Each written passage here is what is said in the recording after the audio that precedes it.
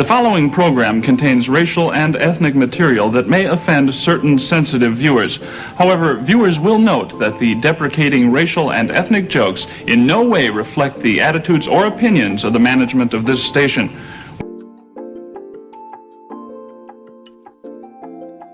Why did so many people cover this video? What the fuck? This was recommended to me weeks ago because apparently it mentions me a couple of times, or once, I don't fucking know. We're going to look at a new bread tuber, it seems. I don't know how new they are, but they seem to be new on my radar anyway. Ah! Jump scare. We're going to watch a video by someone called Mika's Rhetoric, a YouTuber with 50k subscribers, talking about the H3 drama, and apparently we have an honorable box mention. Okay, new bread tuber dropped. This was recommended to me a while ago. Let's go. Hi everyone, it's me again, and today I'm genuinely the most terrified. Volume. That's what you are. You are low volume, my friend. It's okay. I've ever been to ever talk about anything, ever. And I wish that was a joke, but alas, here we are. So today we're going to be talking about H3, and I'm just going to talk about my feelings, my thoughts, the complexities, where I've been. Maybe I felt like I've been too complacent in certain things. I felt like I've, maybe run a little bit too much defense, and where my thoughts are now, and kind of my perception on the general audience perception, how things have changed. And yeah, everything's looking good. I look pale as hell. I think my makeup looks like Doki. I don't have a lot of notes. I just finished work. Also, obviously, because everything has to be good. These are my little, very short, just like one page, little iPad note moment. So pray for me, I guess, in advance. Links, source, way support channel, all that kind of stuff, all down below, including the link to my wonderful, beautiful patrons and members. Names on the screen. Also, while I'm at it, because that's a good number of patrons and members for a 50k sub channel. Well done. This might be the end of my days anyway. I'm about to hit 50,000 subscribers. So if you could be so... End of your days. Mate, you're... It's not that bad, okay? Chill. Don't worry about it. As someone who has been there, don't worry about it. It's fine. It's okay. Kind as to perhaps participate in such event. That'd be really sick. That'd be really nice of you. Yeah. I never ever bring that up because I think it's weird. I think even being called a content creator is weird, especially because I work a people job. People job. Yeah, as if I'm not a person. But anyway, you know what I mean. So yeah. Participate in the student loan paying trade, because that's where we're at. Okay, sorry. Welcome to the, we're still left wing, okay? Despite what everyone says, Sashmoth, you fucking idiot. Get out. Take a day off, alright? Fucking appearance comment. Fuck you. Now, no parts of the video, I'm gonna maybe chapter it just based off of like different points, or I'm not gonna chapter it at all. I don't really know. So, I'm gonna chapter the introduction though separately. I know that I can do that much. So let's get right into the news, just like Ethan Klein's bestie, Killer Keemstar, once said. So there's a couple things. I have sort of like a layout of my time frame. Also, I'm going to do a disclaimer right away. Yeah. And this might disappoint some people. And I think there is a lot of nuance that needs to be understood here. I have a public-facing job in the back end, okay? Plus, I am, if you don't know, which everybody does because I'm annoying, I'm a registered licensed high school teacher by trade. I don't teach right now. However, that is something I would probably like to do come like a few years, whatever. And the issue with that comes with the fact that... Okay, just getting ahead of it. She's a high school teacher, okay? And she's doing the Ethan drama. I don't doubt Israel-Palestine's going to come up, especially if I do as well. Just a word of advice. Okay, don't worry about people hate if she ever watches this react.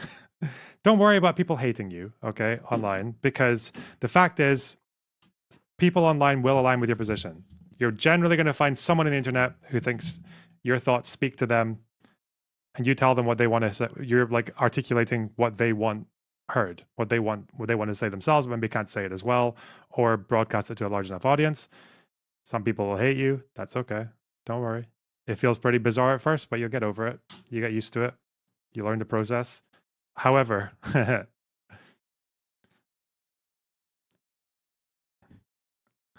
if you if this is about H3, and I think she obviously falls on the opposite side of this drama. If you have sympathies with Hamas, Hezbollah, the Houthis, and all that, just keep that to yourself. Okay, that's my advice to this person. Just keep it to yourself. Okay, because you're gonna have stop anti-Semitism on your ass like a lightning bolt, and they will email the school that you work for. Oh no. Okay, that's just my listen from one creator who gets hate to another. Okay. Taking specific political really hope she doesn't. stances very intensely can bar me from doing that forever. And I know that sounds severe. It sounds like I'm doom posting.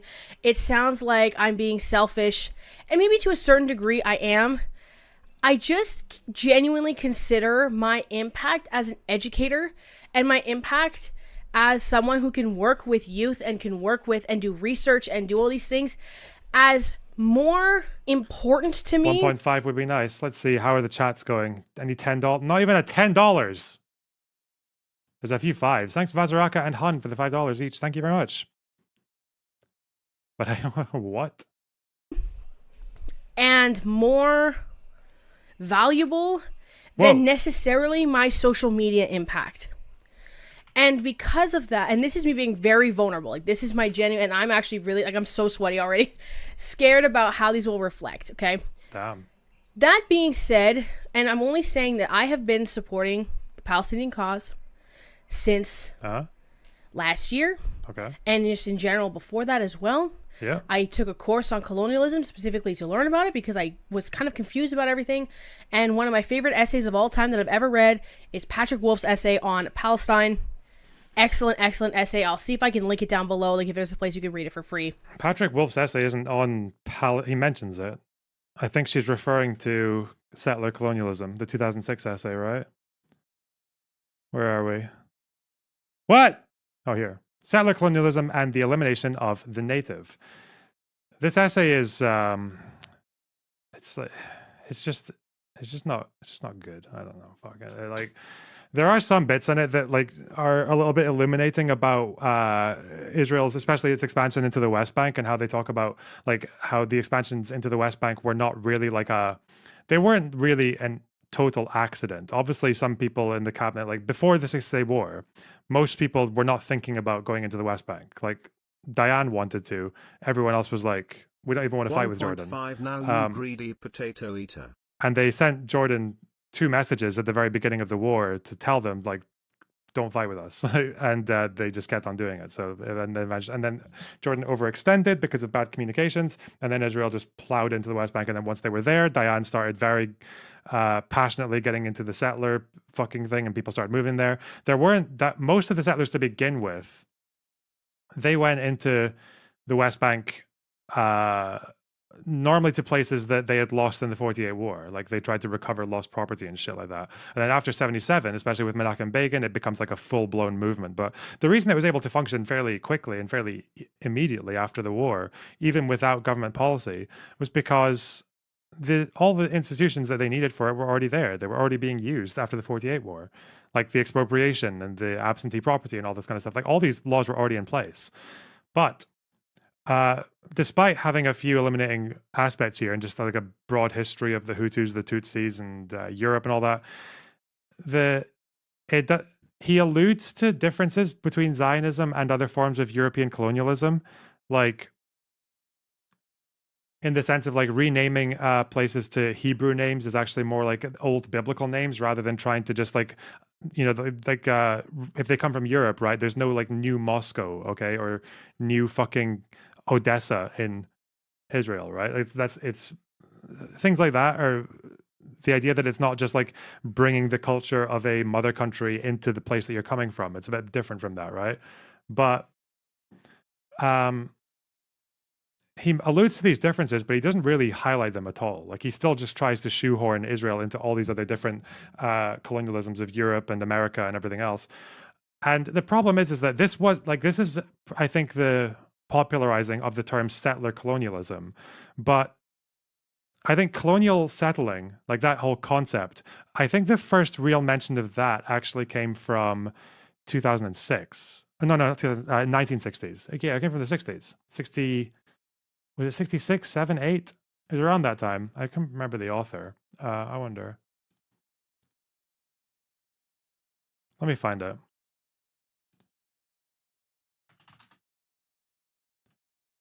There was a particular author. Was it this? What's the name? What the fuck?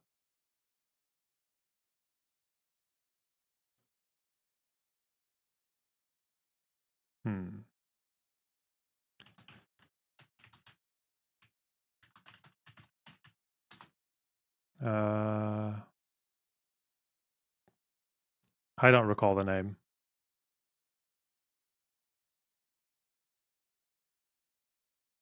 Maybe I do. Hang on.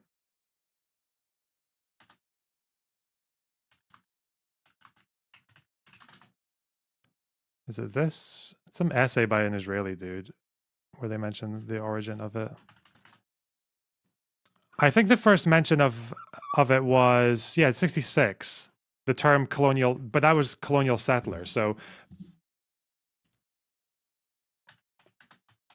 it's from this. It's from a book called Colonial Empire, 1966. And it basically just talks about the history of colonial empires of Europe. And they talk about Portugal, they talk about Germany, they talk about France, they talk about Spain, the UK.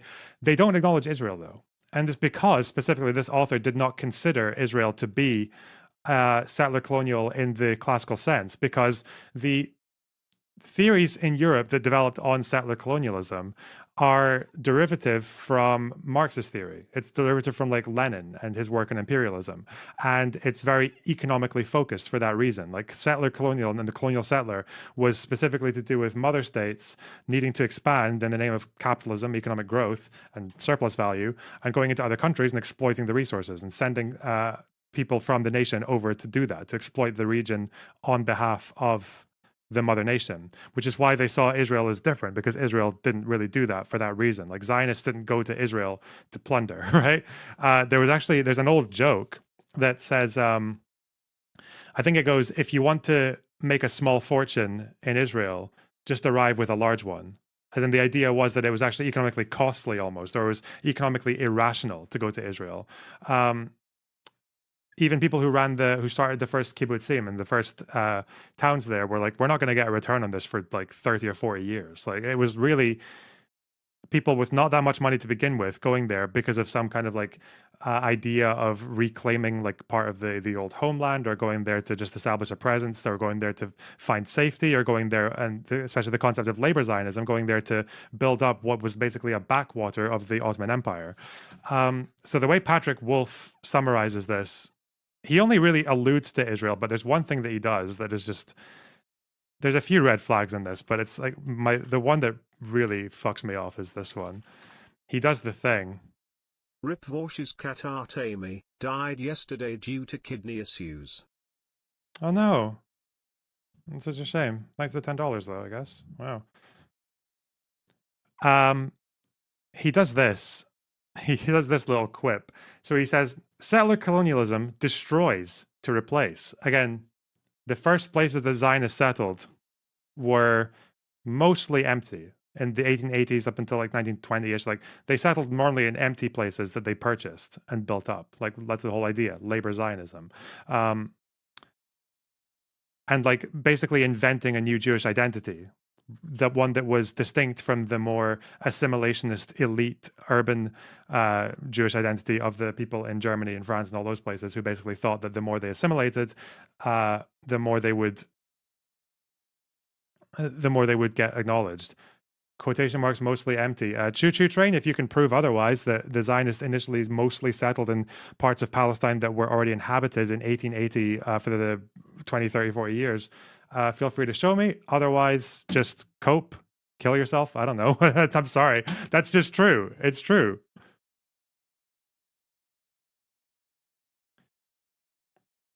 Because I think a lot of the reasoning that people have on Zionism is that it's all very like retroactive rationalization.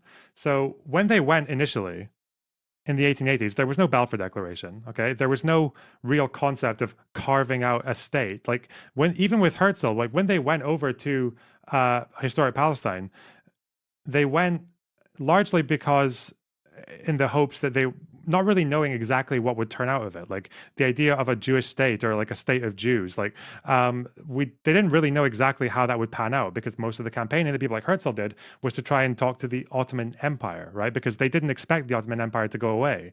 When Ben Gurion moved to historic Palestine, he didn't learn Arabic, but he did learn Turkish.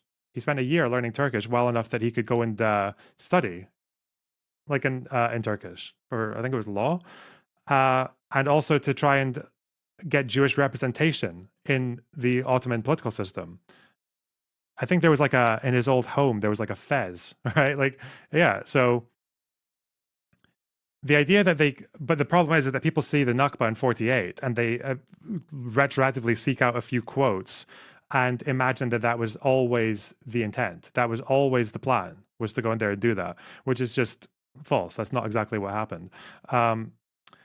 He studied law in Istanbul. Okay. But yeah, the way he does this quote, as Herzl, founding father of Zionism, observed in his allegorical manifesto / novel, if I wish to substitute a new building for an old one, I must demolish before I construct. And it's like, wow, this just sounds like Nakba, right? This just sounds like blowing up a village and replacing it with a Jewish community, right? And planting up European pine trees and shit like that. But where's this quote come from? He incorrectly cites it. He said it's from Alt Neuland. It's not. It's from the Jewish state. But if I look, the full text, I think it's on Virtual Library. If I find that quote, the Nakba was clear self-defense from an Islamic genocide. That's not true either. That's also incredibly simplified. Ooh.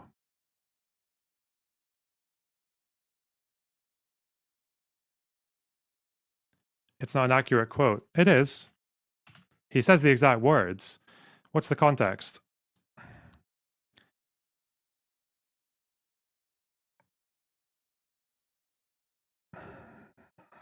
These prefatory remarks are merely intended as a hasty reply to the massed objections which the very words Jewish state are certain to arouse. Henceforth we shall proceed more slowly to meet further objections to and explain in detail what has been as yet only indicated. And we shall try in the interests of this pamphlet to avoid making it a dull exposition. Short aphoristic chapters will therefore best answer the purpose. If I wish to substitute a new building for an old one, I must demolish before I construct. I shall therefore keep to this natural sequence. In the first and general part 1 shall explain my ideas, remove all prejudices, determine essential political and economic conditions, and develop the plan. And then he goes on to talk about the Jewish question. He's not talking about planning to destroy Palestinian buildings. He's talking about dismantling pre-existing Jewish opinions about emancipation and argue why they're wrong and why a Jewish state is what would actually ensure survival, not assimilation. He's not saying anything about, but this dickhead, this Patrick Wolf guy just grabs this to say settler colonialism destroys to replace. Like, it's such a bad faith quote. And you cannot do this by accident. This is completely intentional. What does he also do? 2006, he also says, nice little throwback here, comparing Gaza and the West Bank to the Warsaw Ghetto. Famous. This is a year after Israel pulled out of Gaza and 1 year before the blockade, 2006. The blockade was 2007. He's calling it the Warsaw Ghetto. So, this guy is a bit of a shitter. I think you're not going to learn that much about the nuances of Zionism and the Israel-Palestine conflict if you learn this about colonialism. This is a shit essay for that. How has this not been scrutinized in academia? No, it has. People in academia fight over this quite a lot, because the whole thing is that you can't say there's no colonialism or no settling from Zionism. That's ridiculous. Of course they settled. Of course they were colonizing to some extent. Of course they evicted people. They might not have planned in advance to do the Nakba, but they did do it, right? And they had those ideas swimming around in the back of their minds for quite a few years before they actually did it. Like the idea of forced transfer didn't come out of nowhere. It didn't just come as a spontaneous response to military need, right? That's not how it worked. But when people try to throw it into the category of settler colonialism, especially when settler colonialism is usually understood as economic projects by capitalist powers trying to plunder nations, there's so many qualitative differences that people overlook to their peril, like to their detriment, because there's also, there's like a footnote somewhere that encapsulates it quite well, I think. Is this from, yeah. There are these historians, I think they're historians, who write this book where they basically describe Zionism as pure colonial movement, as pure colonial settlement. But then they do a footnote where they say there are caveats.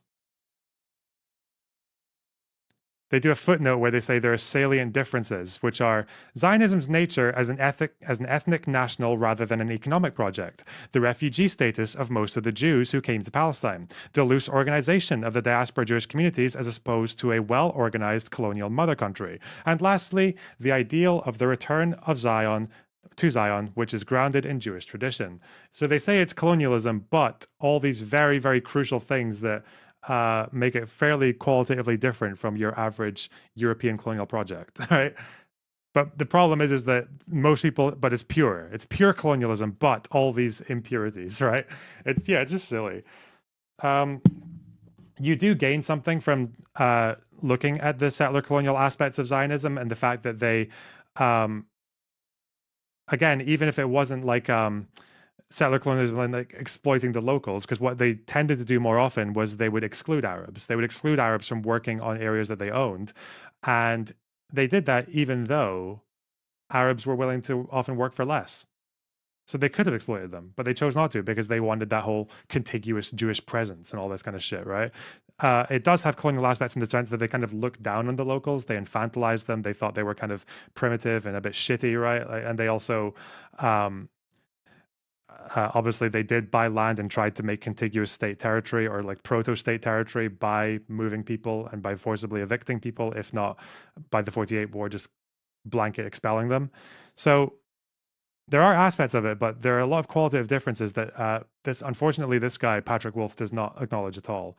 The other problem with this is that, especially when he talks about Israel, is Palestinians have no role in this story. They're completely passive. So when he talks about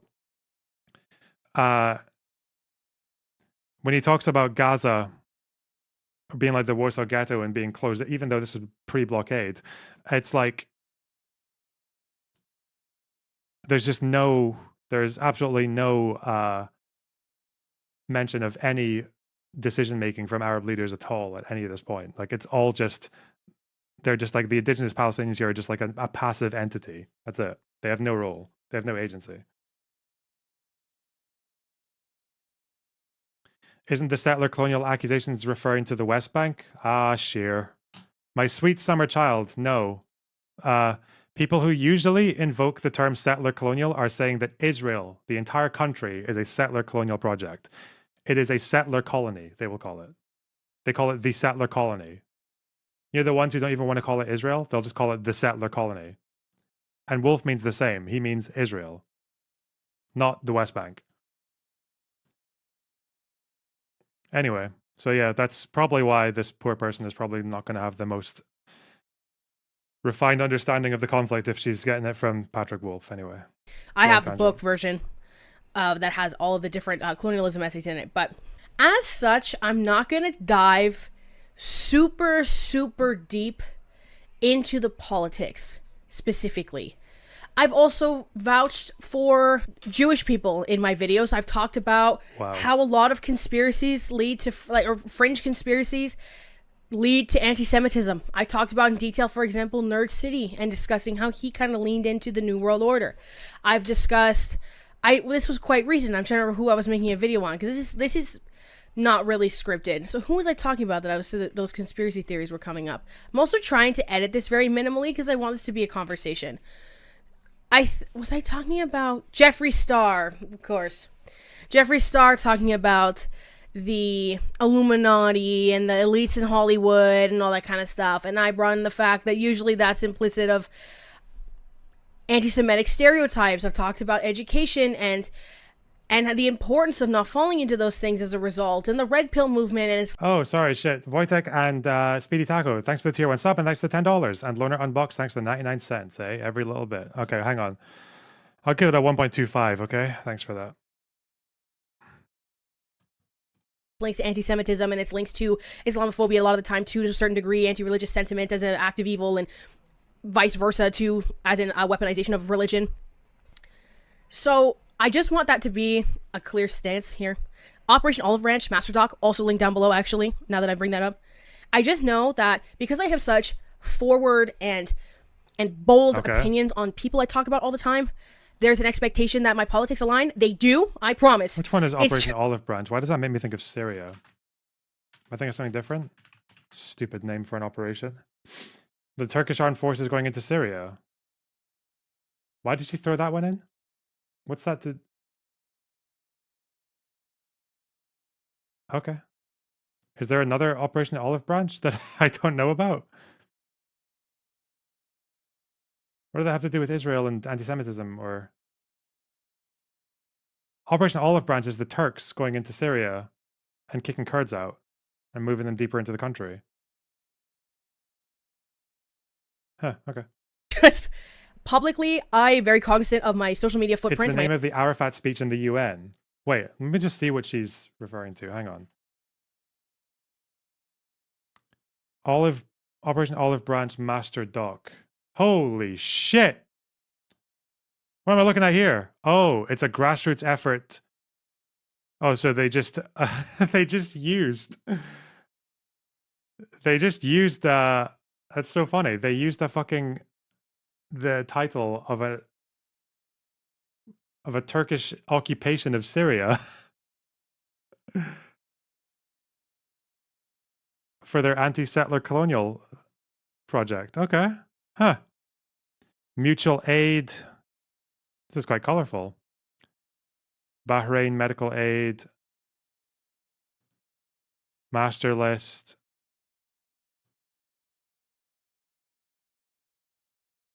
Donate. eSIMs for Gaza.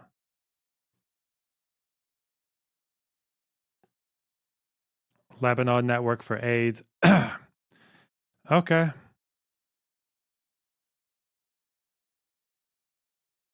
Huh.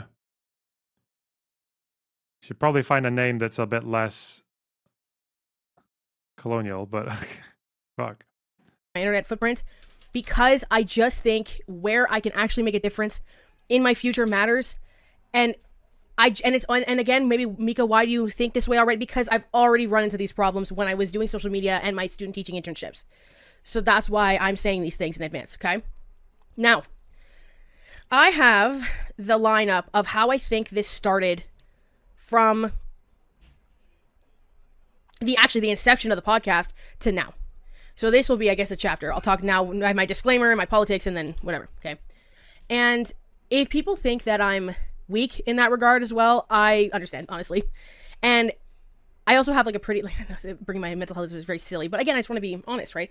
I have a pretty intense anxiety disorder, and the only time I've contemplated quitting the internet with like certainty was in reference to discussing Ethan Klein before, and I was treated in a way that maybe allegedly in Minecraft could be considered harassment, because they were making an account where they were dedicated to like saying all this stuff about me and how evil I am, and then they were DMing people that I'd worked with on other videos that I was this horrible, evil, morally corrupt individual, and all this stuff. When we talk about the inception of the podcast, it was not responded to well for a long time, and this has been discussed by many different videos at length, including so I was watching, I always know that I'm right when I have the opposite opinion of Nicholas DiOrio, because I was watching Ethan Klein's video, or the H3 podcast episode about, and I haven't watched it in like a year, so this was like shocking to see these like vast differences, different setup, different show, everything like that. Chatting in about Dan Clancy or whatever, like the CEO of Twitch, and being like, oh, Ethan's gonna get all the tankies. So, whoa. But I was like, man, when I'm watching it and I'm having trouble getting through it because I'm just cringing so hard, and then my bestie comes in and is like, "You're slaying." I'm like, okay, so I'm right. Anyway, when the podcast came out, a lot of people criticized Ethan for being really unprofessional. There was also a lot of really famous clips that came out of there, such as Ethan Klein being like, "iDubbbz, I love that you say the N-word," and then just saying the N-word a bunch of times. The clip with Joji saying that women were, at the time, was still doing stuff on the internet, I think, as Filthy Frank, saying that women were made to be submissive to men. Or apes or whatever, right? Our Neanderthal cousins were probably just like crazy. So there's definitely something like in us to like conquer. Men want to like conquer. Right. So it's, you know, women are in a nature setting like to be conquered.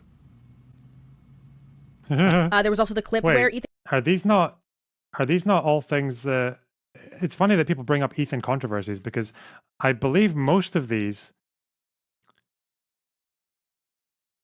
are things that Ethan had said and done before Leftovers podcast, right? Like when Hassan and Ethan were still friends. As in, like, Ethan had done all these things and then Hassan became his friend. So was his past just not an issue, but it is now because we're not friends with him anymore? Like, they did the same with the Hassan Destiny thing as well, right? They do it as well because Hassan talks about all the CP debates and the whatever the fuck else that Stephen has, the incest debates. But these are all things that Stephen did before Hassan became friends with him. It's so ridiculous. Like you might as well be like, hey, me, I'm a hypocrite. I am a massive cunt hypocrite. Yeah, well done. Thank you. Ethan Klein was talking about Jewish people in Israel and commenting on their hygiene and commenting on some things that should not have been commented on in the way that they were. The Jews, well, I mean, Ashkenazi Jews were all inbred. That's why we all have all these really neurological diseases. Holy shit! Because back in the day, we had our little village and we fucking ran around in our little suits, like and nobody wanted us, so we're like, well, other. And to be honest, there's like stinky suit where like, bro, you have to be very generous to fuck a Hasidic Jew, right? How would I know? Yeah. How am I going to say to that? I mean, like Jews making fun of each other. This is one of the most like normal things. What? Again, was it an issue? Was it an issue when Ethan made that comment about Ben Shapiro going into the camps? Because I believe this was also... I'd be remiss if I did not comment on a guy who apparently is a YouTuber and gamer of some sort. Shut up, Ben. Winger, so that's totally fine. Here is Ethan Klein being a delightful human being. I was just going to say, if there's another Holocaust, if they start rounding up the Jews again, I hope Ben gets gassed first. Well, that's nice. I have a rule generally. This was fine. This was anti-Zionism, not anti-Semitism, just so you guys know. That was anti-Zionism, right?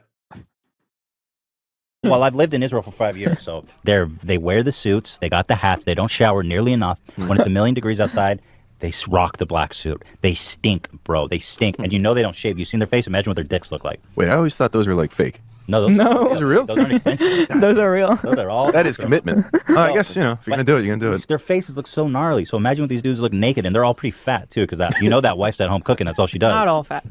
Well, a lot of the ones you see are pretty chunky. Can we get a picture? Yeah, let's see this. Yeah. I'll be the judge of how hot they are. Harry. No. You asked for it. So those clips were already coming out. And then also there was criticism that the podcast was boring. I remember the episodes with just Ela and Ethan being quite boring back then, especially that the guests were kind of all that it was. So, and people were really upset that they were no longer making the H3H3 Productions videos, which were their most popular and most liked content to this day. Progressively, as Ethan Klein started hiring more people, you started getting kind of like a co-host dynamic almost.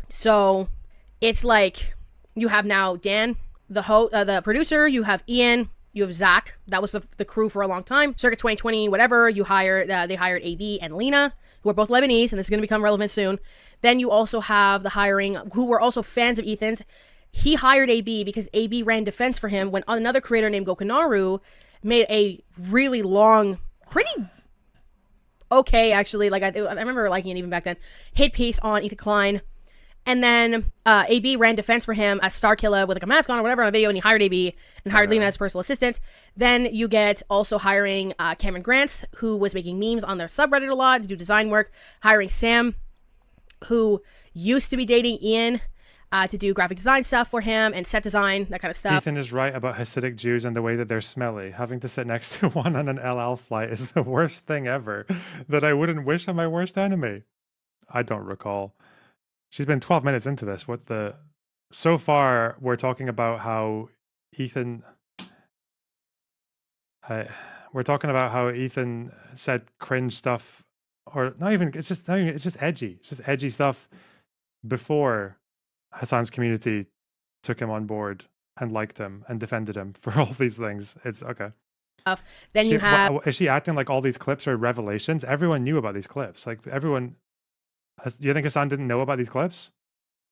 Of hiring of another fan, Olivia, who does writing. I'm sneering because I'm just trying to remember like what because she kind of does everything. So I'm not trying to remember her role. She seems to do research and writing stuff mostly. Okay. Then you have also the hiring of Swedish, another fan, Love, who does social media. I think that's right. Yeah, so Olivia does, is that everybody? Now there's a new guy named Nathan or something.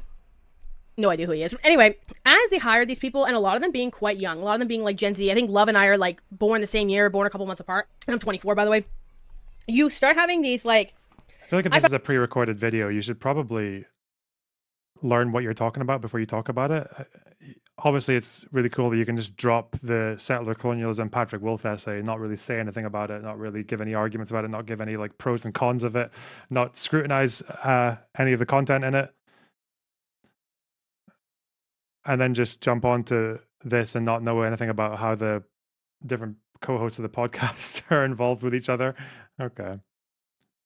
Probably need to script this, or at least if it's prepared, it seems semi-scripted, it's prepared, it's got notes, then should probably like edit the rambling a lot more than, yeah, I don't know.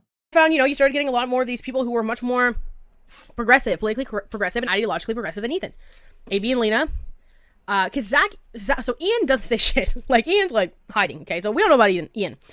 But you have, and then Dan seems to, I think Dan is very left-leaning, but Dan also doesn't respond to criticism well. So when he has maybe socially conservative, even to a certain degree, like opinions on things, and then people push back, he, like Ethan, will kind of view it as the entire left's opinion on this entire subject and then just be pushed away.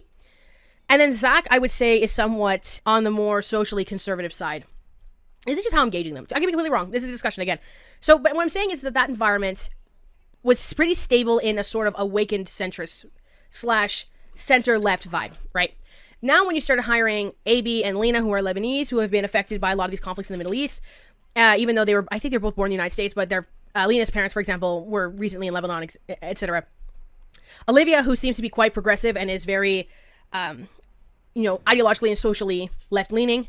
I don't know what Love's doing. He doesn't say much. Cameron also seemed to be a pretty progressive person. Sam as well. So you started having this sort of environment that was fostering these ideas more openly. And when you have your researcher, who is a... AB and Lena were cool with Dearborn voting for Trump. Is that true? I don't recall them saying that it was okay that they voted for Trump. Can you show me that? I'm not believing that without some proof. This is 1.5. This is 1.25 for $10. You think I'm going to go 1.5 for $10? You guys are disgusting. What the fuck?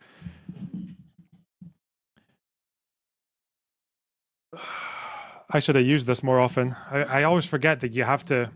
He defended it in your conversation. Did he defend it? I don't...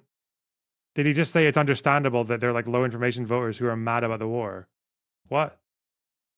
Like normie. Doesn't mean that's not defending it. Like, stop doing that. Jean-Luc Dickard, thanks for the tier 1 sub. I really appreciate that. Interesting name.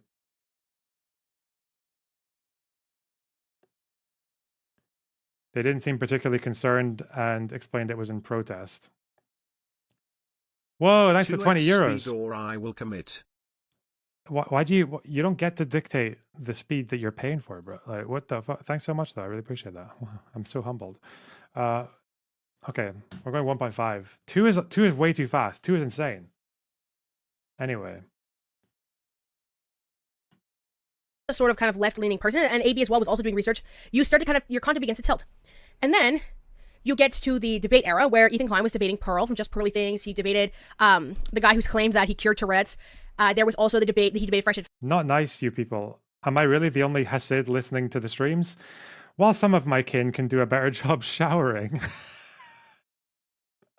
98% of us shower every day, and we have more money than most of you. Is this just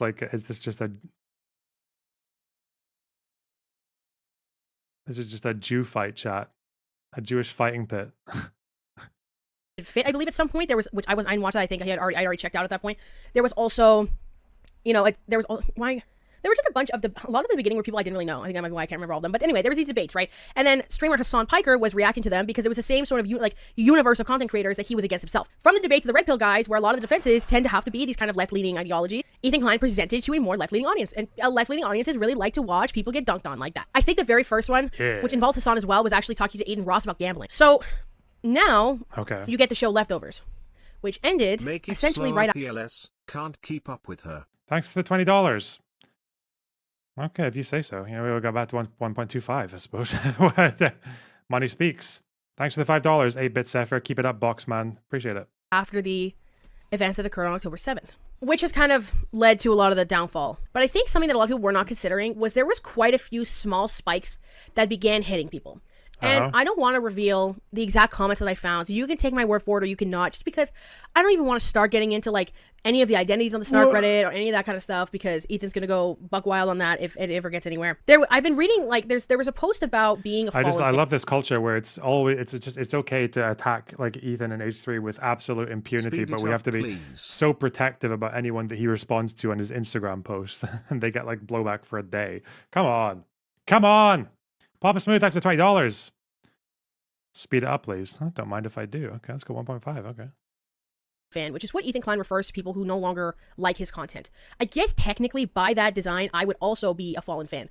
But the juxtaposition that Ethan Klein often puts towards fallen fans are people who are like borderline neo-Nazis. Like these sort of people who really liked conservative content, they liked anti-SJW stuff, they really hated leftists, they whatever. That was who he used to position mainly as these like fallen fans. But now you have fallen fans that are those left-leaning people, which now Ethan Klein often refers to as extremists, which is being often quite inappropriately used. So a lot of the people brought up these other instances besides the recent, what people are referring to as the Hassan Piker crash out, which I'll get into soon. I'm helping. And I want to go through those events to remind people what they were, to sort of maybe place people in where they started feeling a disconnect with the content. So the first thing I could think of, which is not something that many people really brought up, and this is going to sound really crazy to come out of my mouth, but the prolapse fixation is an issue. It is. She's an issue. For one, you have the issue of, that's kind of gross. So what happened with this is it started with Howie Mandel just raw posting a prolapse on TikTok, where it was someone prolapsing through a pair of shorts or something, and he was like, what's going on? Is this COVID or something? So which it became a meme because everybody's like, Howie Mandel, the known like germaphobe or whatever, plus like just beloved TV host, just not having any idea what he's looking at. He says Ethan, I don't recall Ethan ever being right wing though. I remember him being like part of the anti-SJW thing, but from like but not from like a proper conservative position though. I don't think he was ever a conservative. Maybe I'm wrong. But we're going pretty far back anyway. He did what? I don't know this story. Prolapse. Okay, interesting. He says he thought he sat on something, which I guess kind of makes sense in context because there's no other universe where Howie Mandel would just be doing that. It was like a boomer gets TikTok moment, and it was quite wholesome and funny, right? But then what ended up happening was Ethan Klein became obsessed with this and started showing this to everybody, the TikTok to everybody and stuff.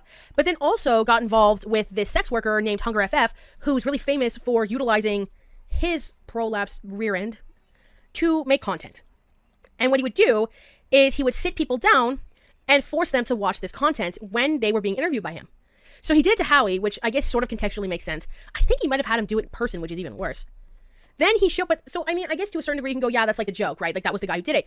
But why was he showing Stavros? Is that his name? I think so, that's how you pronounce it. Why is Brittany Broski have to watch this? I just sent it. This is the video I was saying I was worried that you were going to show, and you were like, I wouldn't show that. Why would I do that? What kind of psycho do you think I am? All right, you're not showing the screen, right, Ian? You're just going to show me? Yeah, well, if I show this at home, I'd be banned on all. Well, girl, we're halfway there. All right, so it's only a minute long. Okay? It's a minute, it's 10 seconds. Yeah. But maybe you can bail whenever you want, but it gets better towards the end. So it says, is this COVID related? Yeah.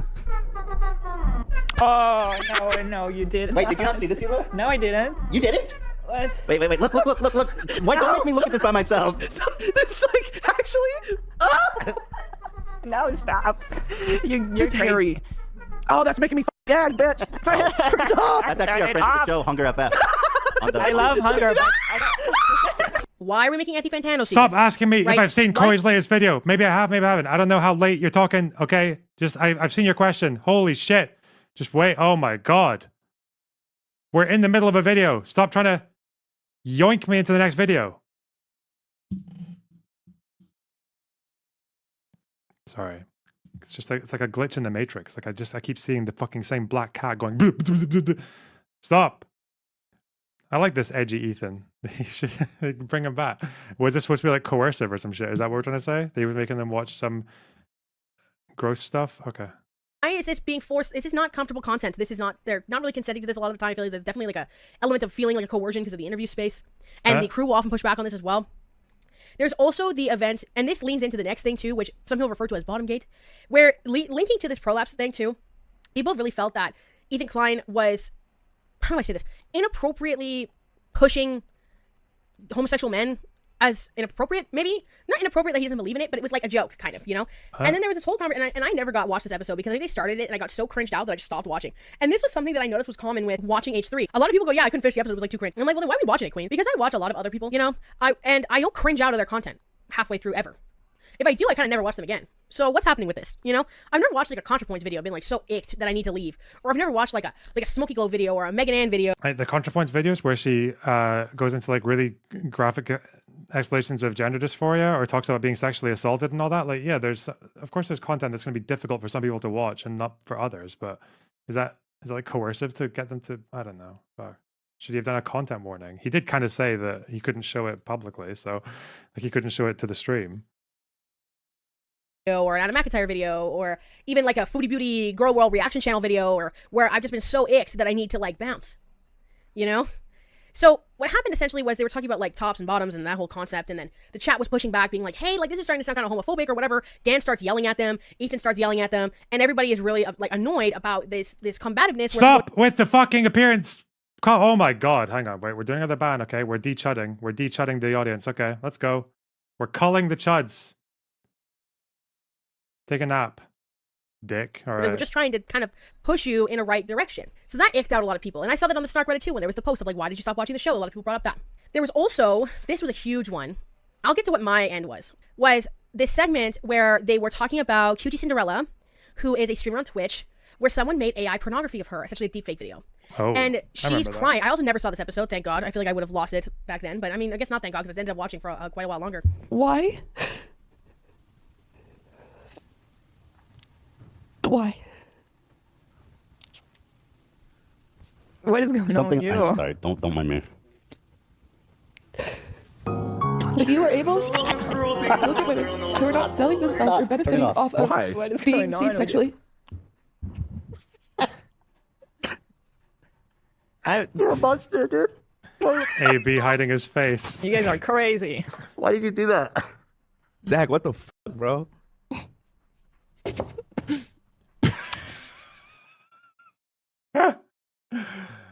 I think people read way too much into laughter. Like sometimes people laugh when they're uncomfortable all the fucking time. But You guys are crazy.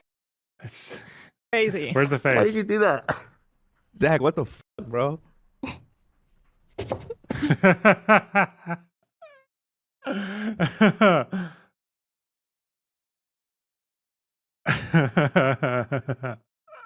Yep. He apologized and Cutie forgave him. Is that true? Okay.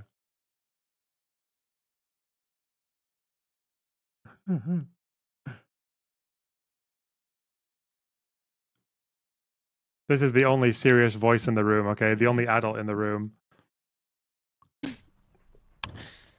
Just not being aware of like the severity of this like event, I guess, and cognitive dissonance as well that I'm not proud of. I think it was just a lot of it for me too was I didn't have anyone to help me with research at the time. Now Nor helps me, right? But Ethan didn't do the sound effect. Someone else did. Okay.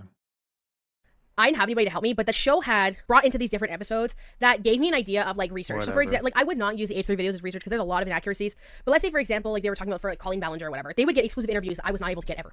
They would get a lot of exclusive things that I was not able to access. They would be able to pay for things I couldn't access. So I would watch them as like a basis of like where to find things. Zach to hit it. Oh, that's a bit naughty.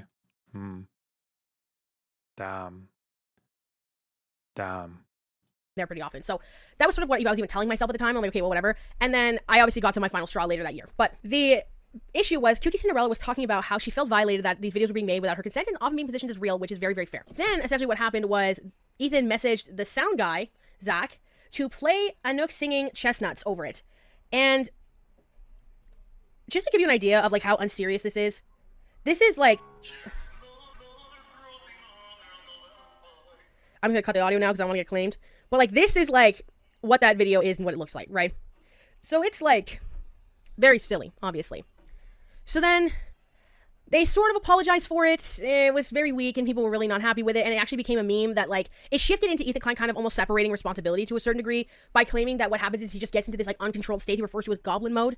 This also was something where he said that if there's another Holocaust, that Ben Shapiro should go first. Oh, she mentions it. That's what Ethan Klein said. And I disavow this as a concept, obviously. So that was another event that he considered that goblin mode thing. So he ended up getting this like broadcasting button where Ethan could... It's interesting. So she just really genuinely didn't know that Ethan had done all these things. Then why wouldn't you... Surely she's going to ask the question. It's like, why did Hassan and all of his community accept it and make a show with him? Why did they do that? Why were they fans of him for as long as they thought he was as left-wing as they were? And now they only care about it as soon as they've fallen out with Ethan. Push it, and it would cut the last 15 seconds, similar to like a censor button on live television. So instead of really addressing, I found the Cutie Cinderella stuff, he kind of boiled it down to this like goblin mode, right? Then... Does she disavow anything Hassan says? Nope, and she's right not to, because if she did, he would probably DM her, and then she would kill herself. Yeah,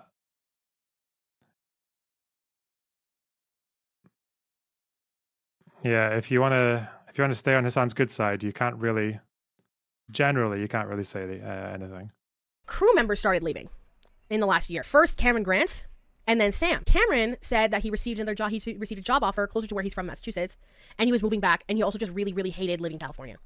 Now, obviously, you can receive when you're a public-facing figure as well, like Cameron was on the show. You can receive job offers like just randomly, right? Like via email, via whatever. I just wonder. I feel like he was applying for jobs to get that offer, because I think in the industry that he's in, you have to submit portfolios and stuff. That's just my tinfoil hat theory, though, in that regard. Okay. Then Sam left. And the vibe of Cameron leaving versus the vibe of Sam leaving was very different. Cameron was very apologetic. He was very sad. Sam was sort of like a moving on to better things. You were done dirty by this breadtuber, so bad faith. What did she do? Am I actually mentioned here? I don't know where I'm mentioned. I don't think I show up. There's no video. There's no clip, obviously. She's just going to say something, I guess. Unless it's one of these tweets. I don't know. We'll see when it comes. Who knows? Because she began working for Cutie Cinderella. And in that Cutie Cinderella clip of the chestnuts thing, and maybe I'll have the image on screen or I'll play the clip or whatever, Sam is visibly extremely upset at Ethan while it's happening. It appears recently that Sam has moved across the country, presumably back to Georgia. So I don't know if she's still working with Cutie Cinderella. She might just be done with the whole California thing in general, especially because her and Ian broke up. So I think she just kind of wants to leave. But I wonder about that too. Then you get to the Hassan videos. So what it began from was Ethan Klein started posting Instagram stories with Hassan clips claiming that he is platforming anti-Semitism, Hassan specifically. Now, a big focus of Hassan's content is being very pro-Palestinian. And this is something that Hassan has been doing for years and years and years. He says it's about 10 years of public advocacy. Now, you can say what you want about Hassan, you can say what you want about Ethan. 10 years of public advocacy. Remember that, remember?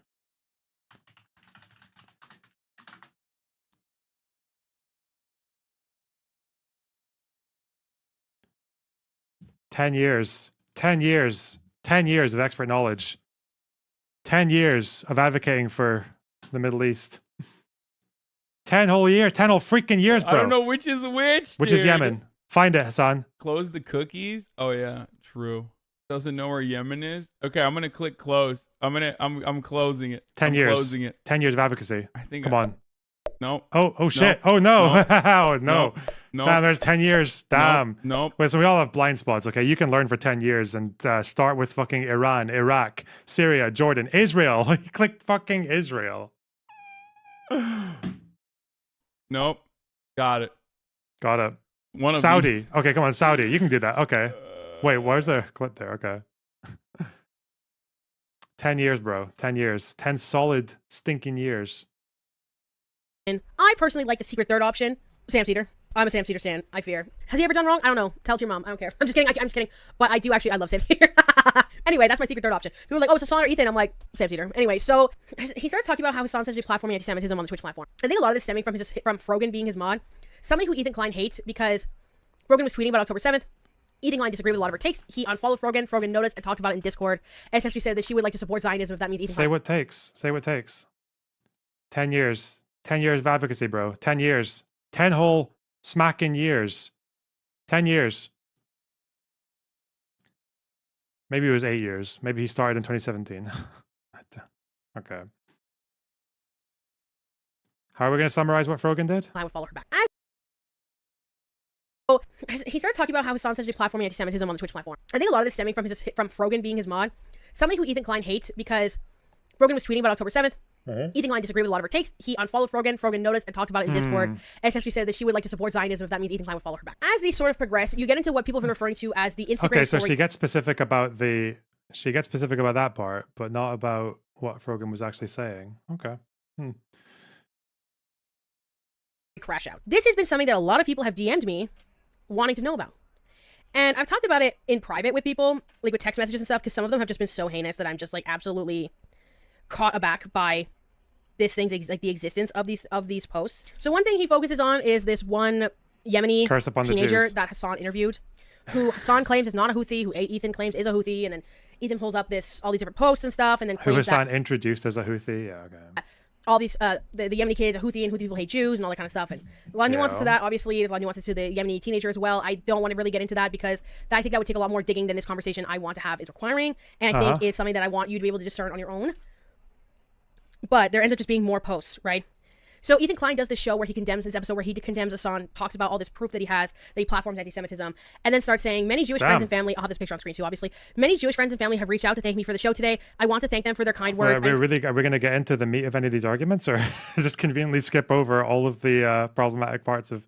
Encourage you guys to please check in on your Jewish friends. I think you'll be surprised at the amount of anxiety, fear, and isolation they're experiencing, and how genuinely happy they are that you ask. Cheers and thanks you guys for watching. So a huge premise of this Hassan episode 2 was something that I was very frustrated when I was looking at. Does it really matter if he's a Houthi or not? Apparently it does, because Hassan gets really butthurt now when you say he's a Houthi. Yeah, of course it fucking matters, you stupid cunt. Why would it not matter if someone is part of an international terror organization or not that is attacking ships in the fucking Red Sea in international waters and kidnapping sailors for over a year? Yeah, it probably does matter whether or not he's part of an organization that fucking steals humanitarian aid, allows its own people to fucking starve, kidnaps aid workers to the point that the UN doesn't even really want to send aid into Yemen because they literally can't have any fucking mechanism in place to get the aid to the people who need it because the Houthis are stealing aid and kidnapping people. Yeah, it probably matters to know whether or not this guy is actually part of an organization that hates the Jews so much that they mentioned them twice in their slogan. Aren't the Houthis just the government of Yemen right now? Thank you so much for asking me that as a question. Choo Choo Train? No, they're not. No, they're not.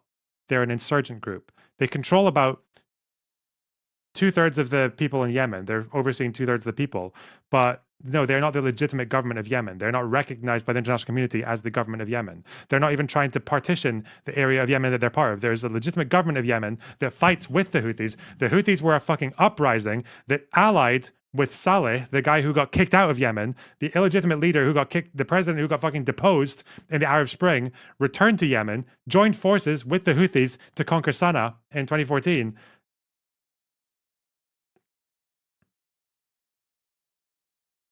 So if you call like cooing half the 2/3 of the country or 2/3 of the population being the government, no, they're not the government of Yemen. No.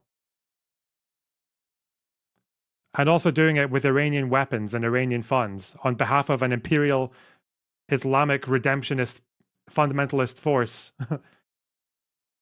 Yeah. I don't even know, like at least Hezbollah got a few people into parliament, but I don't even know if the Houthis did that.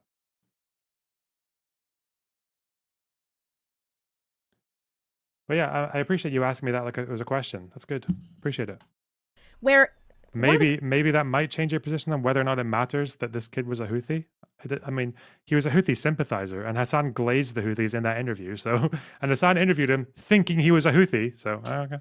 Claims that Ethan Klein kind of hinges on is... Oh yeah, they did bring back slavery as well, didn't they? They brought back slavery in Yemen, like slaves.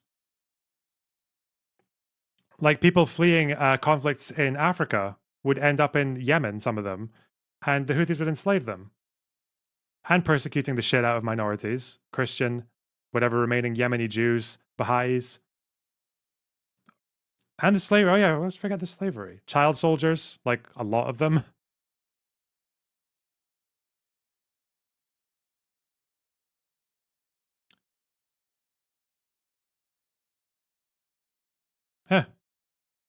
that anti-Semitism is something that is accepted in society, but all other forms of racism are not. So there's three main aspects here. For one, Ethan Klein claims that 90% of Jews are Zionists. Secondly, they claim that using the word term Zionist is in turn anti-Semitic. So these two things end up being linked, right? Tertiarily, there's the claim of anti-Semitism being the worst and being the highest rise and being whatever. Now, obviously, anti-Semitism the problem is the glazing, not just the talk. News organizations talk to horrible people all the time. Yeah, if you had an interview, that would have been fine. The problem is that it wasn't an interview. It was a glaze off, yeah. Where he sounded like he had the energy of a couple of fucking teenagers on a prank call. How many questions were about fucking food? Like 3? Yeah. But you can interview fucking Sinwar if you want, or the Ayatollah. But if you glaze him in the interview, people are going to challenge that, yeah.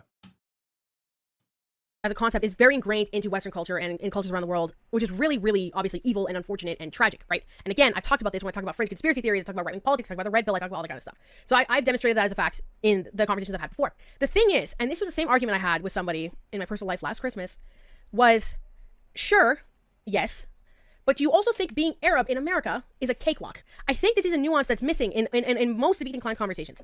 And when we talk about these types of things and these differences, I bring up a Bill Maher video. My best friend, who I definitely don't want to play Minecraft with, Bill Maher. Bill Maher did a video, and I'm going to look up right now on my computer as I'm saying this, what year this was. Because I just saw it on Twitter recently. What was it called? So this was a video from, 11 months ago. Oh my God. What did Ethan say about being Arab in America as a cakewalk? I don't think he did. Again, it's just because he's fighting with, because again, these people think that because you're if you're like an Arab or a Muslim or everything like that, like you have to be treated like with the softest of kid gloves because you're just basically a toddler who can't defend themselves and can't advocate for themselves. And if you are an Arab creator who starts a fight with someone on the internet, you can't hit back because they're poor defenseless fucking Arab subject of colonialism, whatever. Yeah, like it's infantilizing anyway. That's it. Ethan's not a Bill Maher fan. What the fuck? I lied. Well, I didn't lie. Bill Maher posted it on his YouTube channel 11 months ago. So he's still co-signed. Okay, so this is still fully co-signed. It is called the Muslim Dior Fashion Show, which is clipped from the But I'm Not Wrong HBO stand-up comedy special. Now, I'm not going to link it because I hate Bill Maher. And I'm also not going to platform him. I don't want anybody to really look at it. And I can't clip it because I'm going to get claimed by HBO. But all I'm going to do is just put a still image on the screen. This flew and didn't only fly, was incredibly successful. This is a representation in the media on HBO of mocking hijabi women. If you wear burqas and all that kind of stuff, right? Being Muslim, a big part of it too, right? Because Bill Maher's whole shtick is the zero IQ take of if you believe in a religion, you're an idiot. Despite the fact that all of my arguments as Bill Maher hinge on the exact same structural, conceptual frameworks, and I've never had an original thought in my life. But my father-in-law's gonna watch this and I'm gonna have a really bad Christmas. Anyway, there is even a line where essentially a girl shows her ankles, like, because they're also all too short, which is besides the point. And then he, like, makes a joke about how she'll, like, be unalived, if you will, right? These representations can exist in American media and be openly accepted. Does Ethan even agree with Bill Maher? No. I think Ethan once called Ramallah a terrorist city. I can't remember where the clip is, but he did. I'm pretty sure he said that. That's probably a pretty shitty thing to say. I don't know if it was referring to the second Intifada, to the two guys who got lost and they got lynched and shit, but I don't know. But no, generally speaking, I don't think he humors any like Islamophobia generally. Known people in my personal life that are from like rural areas that will see a person who is a hijabi, for example, and then be worried that they're going to be unalived by them. We're not showing what we're talking about, just doing Hassan style summary. Okay, fuck me, Ethan. Ramallah.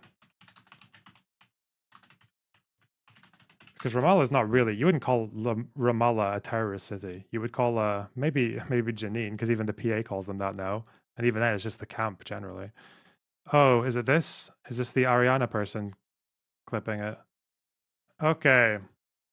Make a mission with them Mm-hmm. to like a terrorist city. Yeah. That was kind of a crazy story. Yeah, my officers and like the soldiers in that brigade, they would go every night on a raid, right, in Ramallah to arrest terrorists, and So I always saw them preparing for it and leaving, and then I would stay in the base. So one time I wanted to go with them just to experience it. Why? You just were all of a sudden had an urge to go with them? I just wanted to see what it's like. Right. I wanted to see it. Okay. So they took me with them one night, even though they weren't supposed to. Did they armor your ass up? You're driving in this like Jeep that's bulletproof. Right. She didn't call it a terrorist city, and he just kind of said it like a passing comment. I don't think he was making a particular judgment on Ramallah. I don't think he even knew anything about Ramallah when he was saying this. Oh well. Yeah, the cook is a fuck. So I was in the Jeep. Yeah, this is probably not. You probably need a bit more than this if you're going to call Ethan an Islamophobe. As soon as we entered Ramallah, the people in the city started shooting us. Wow. And I heard like a bullet hit the Jeep like right next to my head. Did it like dent or just No, you you heard just hear it. It's a gnarly armored Jeep. Mm-hmm. Okay. And I mean, it was just interesting. They were so someone actually was shooting the car when you went in there right away. Yeah. Huh. Did you have a gun on you? I didn't. You were not supposed to leave. No, yeah, not really. But even if I walked with them to one house. Okay. I did get out of the car once, but surrounded. Again, the with reason people have a problem with this is because they think the average IDF raid into the West Bank is just where they go into a random house, kill some civilians, and kidnap some other ones, put them in administrative detention, and then just go home. Like that's probably what they think a raid is. They have no idea. Okay. Did they arrest anyone that night? They did. Did they bring it in the same car with you? No. Oh, different car. There's a few cars going. Damn, that's crazy. Was it like? How did you feel? Was it horrifying? It was strange. Very, very weird. How so? Is this Fauda? This is close to Fauda, yeah. I don't know. Just you see people in the house, and then it's like the soldiers just walk into the house and look through their shit and find guns, and the whole thing is really surreal.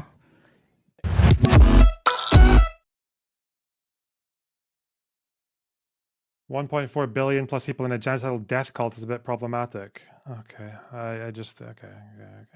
Where are we? Goodbye, Cheech Wizard. Again, like, there's the difference between not liking a religion and being just like being like a bigot. Okay, bye. Via like extremist terrorist tactics. I'm not going to get into that because I think it's just so heinous to even discuss. Islamophobia is so intensely ingrained in especially post 9/11 North American culture, but also Western culture, that I just genuinely don't understand the cognitive dissonance. Ethan Klein also goes off about this FBI statistic about hate crimes to certain marginalized groups, putting all these statistics to be like the Jewish struggle is the undermined one. When media representations like this can exist, like all of George Bush's presidency can exist, the sentiments towards people from the Middle East still exist. And I just think that there's a dissonance there. And that dissonance is the main point of frustration with that audience. Because it's one thing for Ethan Klein to go, I don't like Benjamin Netanyahu, I don't like what's going on in Palestine, I don't like any of this. But to then, every other statement is an argument against the people who support it because of the 10% of things you don't agree on. To be fair, he argues with people who support Hamas and Hezbollah and the Houthis. It's not like, he doesn't argue with people who dislike Netanyahu and think there are war crimes and want to condemn fucking like the Israeli fucking military actions. He doesn't. Okay. You openly attack pro-Palestinian creators on a regular basis. Demand that their sponsors be taken away. Demand that their revenue be taken away. Demand their platform. True, radical Islam doesn't exist. It's all in your head. Kwasi, what the fuck are you referring to? I banned someone who said it was 1.4 billion people in a genocidal death cult. I don't know if you've realized the issue, right? But most Muslim countries are not sending people to go and fight with Israel, right? Why? Why do you think that's the case? What, like, if they were all part of a genocidal death cult, why aren't they all doing it?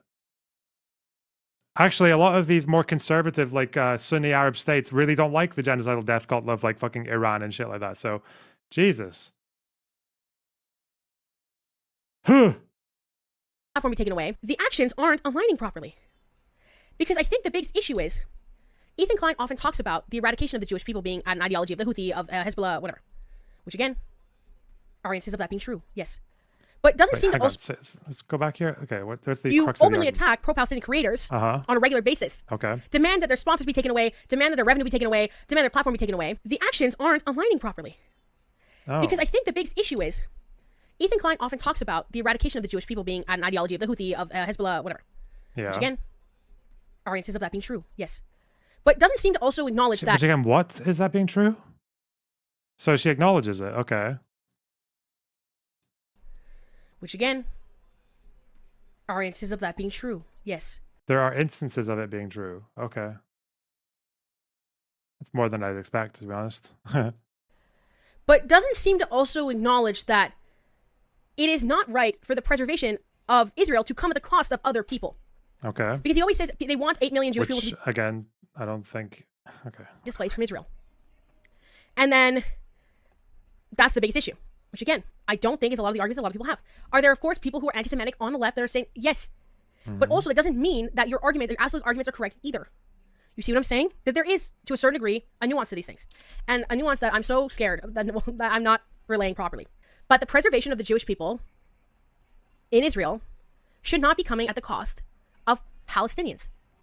Shouldn't be coming at the cost of Lebanese people. Shouldn't be coming at the cost of Yemeni people.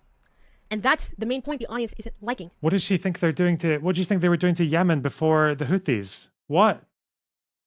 It's so stupid. I don't know why. Like, why you just read this one stupid fucking essay by Patrick Wolf? Obviously, reading that by a very partisan shithead who's just basically talking in abstract theory the whole time. What the fuck did Israel do to Yemen, bro? What the fuck?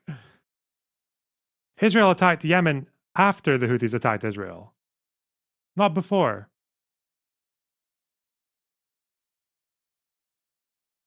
Okay. Because Ethan seems to be pushing the contrary. And you can add in your little anecdote that you don't like it, but when everything else surrounding it seems to not relate, that's why people are feeling the way that they're feeling. Ethan Klein requests nuance for his takes, but asserts his own opinions on others. For example, the Twitch panel with the Love Sabra category, talking about the Habibi pass. Oh no. This is a joke that can be taken too far. It is also a joke that I've seen in other contexts. Hassan brought up a tier list of having, for example, with Black Americans, who's invited to the cookout versus something like people who make boxed mac and cheese or something. I can't remember the analogy, but anyway. Also, Ethan Klein uplifts creators recently that do not support Palestine. For example, Lonerbox. Oh my God. Like this with Destiny, who literally debated Norman Finkelstein on the fact that the genocide is okay. And I'm going to have a little bit of censoring because I want the video to have reach. Of course, I was going to expect a lot more elaboration or a clip or something, but okay. Oh, whoa. There it is. Let's go. What a piece of shit. What the fuck, man? Like, I'm sorry. Why? Like, contend with something. Bro, what? You're coming in here being like, oh, I read an essay about settler colonialism from 2006 by a guy who clip chimps, literally fucking quotes out of context and compares Gaza and the West Bank to the Warsaw Ghetto in 2006. But I'm about to act as if Israel is trying to fucking exist at the expense of Yemen. Like, that's how that happened. That's why Israel attacks Yemen. Like, apparently just 1,000 miles away. It couldn't possibly be because Yemen was like attacking ships and firing rockets over at Israel, all right? It couldn't possibly, that's why Israel attacks the Houthis in Yemen.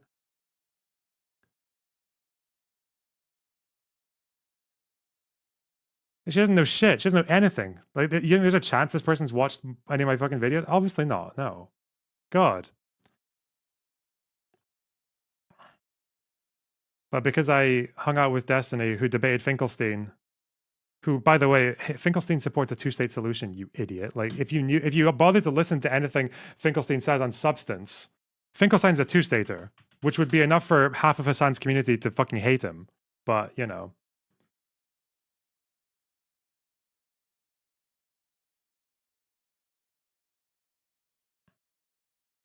Cringe.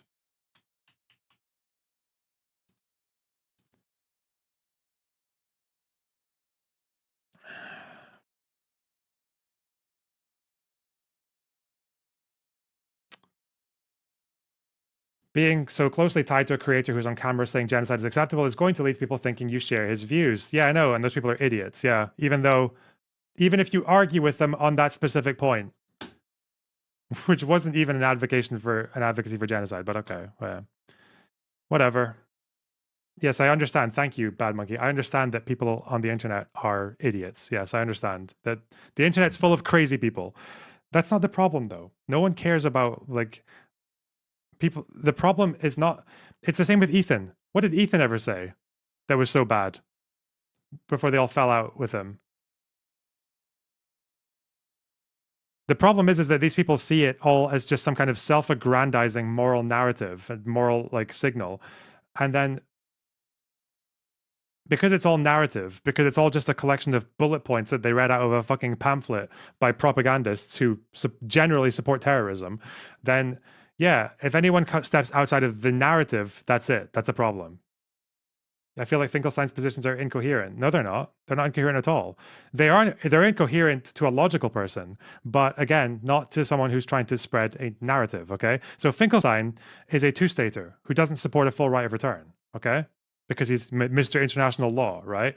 But to him, he's also a demagogue. He is a firebrand who shits on Israel and lies constantly about Israeli conduct and always takes the most bad faith interpretation of like everything like sympathetic to Israel, right? But it's not, there is a consistency there. The consistency is that he's built up an audience. He has built up an audience of pro-Hamas, pro-Hezbollah, one state, fucking full right of return, destroy Israel wankers, and he disagrees with them. But if you notice, Finkelstein doesn't talk about two states anymore. Finkelstein doesn't talk about two states anymore. He still believes it. I can show you him still believing it when he was at that protest, right? When he was trying to tell them not to say, no, not this one. This is another one. When he was trying to tell them not to say river to the sea, Palestine will be free, he was saying Palestinians will be free. This notion that I don't agree with the slogan. I'm going to be candid with you, and I don't make any claim to infallibility. I'm simply stating, based on my long experience in politics, I don't agree with the slogan, from the river to the sea, Palestine will be free. It's very easy to amend and just say, from the river to the sea, Palestinians will be free. And that simple amendment, that little amendment, That's because... Shut up, blow it up. I don't fucking care. Solution. Yeah, okay. Yeah, we know. Yeah, interpretation. Wow, good. Wow, great analysis. Fucking idiot. Hey! You're kind of... God, he's such a yapper. Why do you watch this guy? The two-state solution without full right of return. He's still going.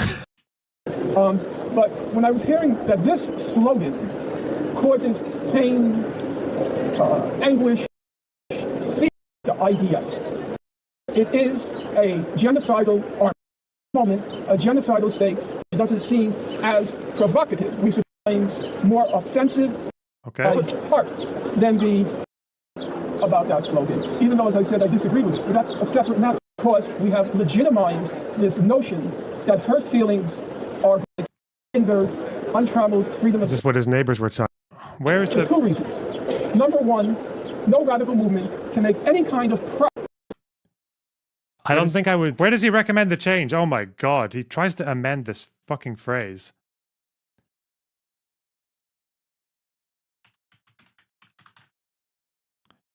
And it doesn't work because the audio is so shit. 29 minutes. 20,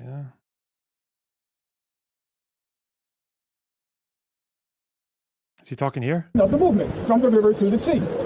I remember in the 1970s, one of the slogans was, everybody should know we support the PLO, which was not an easy slogan to shout on Fifth Avenue in the 1970s. I do vividly recall looking at the rooftops and waiting for the sniper to dispatch me to eternity at an early age. However, there's a very big difference when you're essentially a political cult and you can shout any slogan that you like because you have a river to the sea, Palestine. And I don't make any claim to infallibility. I'm simply stating, based on my long experience in politics, I don't agree with the slogan, from the river to the sea, Palestine will be free. It's very easy to amend and just say, from the river to the sea, Palestinians will be free. Yeah, when he says that, you should change it to Palestinians will be free. When he's trying to say that, he's saying that he supports a two-state solution, and he doesn't want a full right of return. You can show that as well, like because he's talking about two states. He is a two-stater. He's a two-state solutioner, right? And he doesn't talk about that because he knows that his rhetoric and his firebrand dogma analysis basically results in him cultivating an audience that would hate him for this. So at the end of this thing, they ignore him and they just go back to saying river to the sea, Palestine will be free. And the funny thing is people are saying, oh, Finkelstein's not on your side. It's like, I know you think that. He's not on my side, right? He's not on my side at all. But he's a Zionist. Like he thinks Israel has a right to exist under international law because it does. He's an international law guy. And this is why he says this. That's why he says, don't say Palestine will be free, say Palestinians will be free, because that is compatible with the two-state solution, which he's advocated for his whole life. And again, that's the point. Like, no one cares about policy. Finkelstein doesn't care about policy. He doesn't care about what he wants to actually happen on the ground. He wants to basically keep his audience.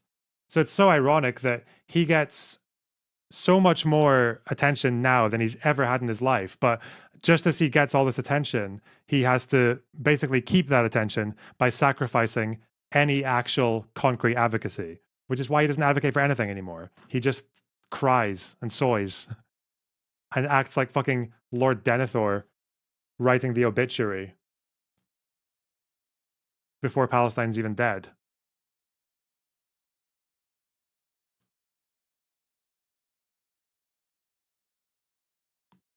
So really that solution, two states with not a full right of return, that's also the position of Destiny. It's also the position of Ethan Klein. It's also the position of me. We might argue over Jerusalem and the right of return and Temple Mount and all that, but ultimately, like, his policy advocacy for the final settlement between Israel and Palestine is more in line with me, Ethan, and Destiny than it is with Hassan. But again, no one cares about what you actually want. No one cares about your what you want to happen in this conflict. They just care about the narrative. Can you deliver the narrative? Can you are you part of this self-aggrandizing moral story, or are you not? Like, it's basically a meme. It's like, that's what I mean. It's not actually politics. It's not actually advocacy. It's just a vibe. That's why people think that Finkelstein is on their side, even though his advocacy for a final settlement is closer to mine, right? And that's why this person is feeling confident enough to talk about this, despite apparently not knowing dick about anything to do with the conflict. On the fact that the genocide is okay. And I'm going to have a little bit of censoring because I want the video to have reach and not get age restricted. But they're just contrary to each other, right? Lonerbox specifically pissed me off because, for example, and this is a clip that was circulating as well, Lena, AB, and Olivia ask about aid. They ask about the civilians. And Lonerbox just keeps going, well, I'm not understanding your question. And then just dancing around it. Because he doesn't have an answer. Because it's morally reprehensible. Fucking, oh my God, you disgusting piece of shit. What was the question they were asking that I think they were asking about Palestinian resistance, like during the invasion or something. I was like, are you asking about whether or not Gazans should fight with the IDF even if they're not in Hamas? I spoke about aid. I spoke about civilians. Hang on. Let's find this question and see how easy it was to understand. Oh God, this person's never having a conversation. There's no point. Oh God. Well. That's okay though. Don't show any clips, don't irresponsibly platform. What was the question? Probably matters what the question was.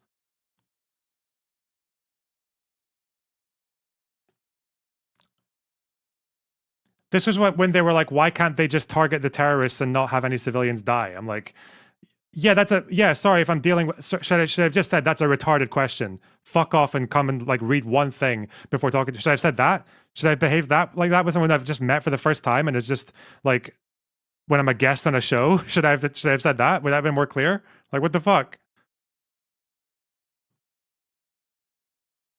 Only is like,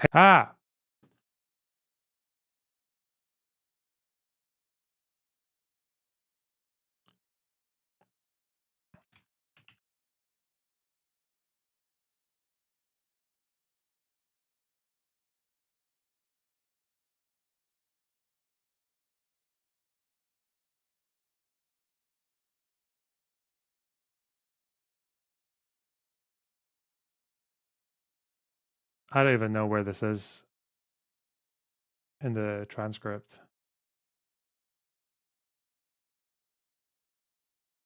Is it this? What other option? Well, it's going to happen, basically, if I'm understanding you correctly. Yeah. Like, how do we Obviously, move forward? it shouldn't. It shouldn't happen. We don't condone of it, but what? And especially if you want to send aid there and people are scared that the aid will go to Hamas, which is, I understand, obviously, like there is a threat there. But if you fear that it'll be going to the terrorists, what do you do to supply aid to the innocent civilians who have been dying and are dying? As far as I know, with international law, at least, like if you're the occupying power, you have to make sure that aid can get in. I think the American government, I don't know if you know, recently there was like a measure that was taken in October for 2 weeks where Israel basically, the IDF, this is about the blockage and the American pressure. You've got 30 days. That even if it might go to Hamas, you're supposed to let aid through. Okay, so I did answer a question about aid. Was there just one time where I said, I'm not understanding your question, and asked them to clarify? Like, what a disgusting prick. Why? The fact that she started this video like, oh, I'm so scared I'm going to get attacked and all that. Meanwhile, I'm just going to straw man the shit out of people I disagree with and not even show any evidence of it. But also, please don't react to me online and say mean things about it. Like, fuck off. There's also the concept of grouping Jewish people with Zionism that many people have pointed out in itself can be deemed as anti-Semitic. I think Ethan Klein has openly attacked anti-Semitic. She was talking about what American supporters should do. But then I said that like American pressure helps to push Israel to allow aid in when they otherwise weren't, right? Like that's, or to push more aid in. It seemed like every time Biden said something public about aid, the number of trucks going into Gaza went up, like, even if they didn't have anyone that could distribute them. That's why you constantly see from Kogat, like, oh yeah, we have like 800 trucks on the Gazan side of the border waiting for collection. Next day, yeah, we've got about 770 trucks. Okay, next day, we've got about 769 trucks waiting. Yeah, like that's what happened. They put more trucks in when, like, so that's what I was saying. Okay, whatever. Anti-Zionist Jewish people, such as someone who was hosting or who was on Hassan's stream. He also says that it's really it's giving gaslighting and it's really demeaning for people to suggest that Ethan Klein talks to a Jewish person. It's because you keep saying when people criticize you that they don't understand because they're not Jewish. So then they go, okay, well then talk to a Jewish person. There are anti-Zionist Jews, Sam Cedar. And he won't do it. Do you acknowledge that they are the minority? Oh yeah, I wonder. Talk to Sam Cedar about Zionism. Banger. So it's like you're just constantly saying all I wanted. I'm sorry, like I don't hate that. Like that Lena and Olivia person, like it was fine. Like talking to and AB as well. Like I'm okay to take. Like I think they were literally asking me to like solve the entire conflict. It's like it says tall order, but I mean whatever.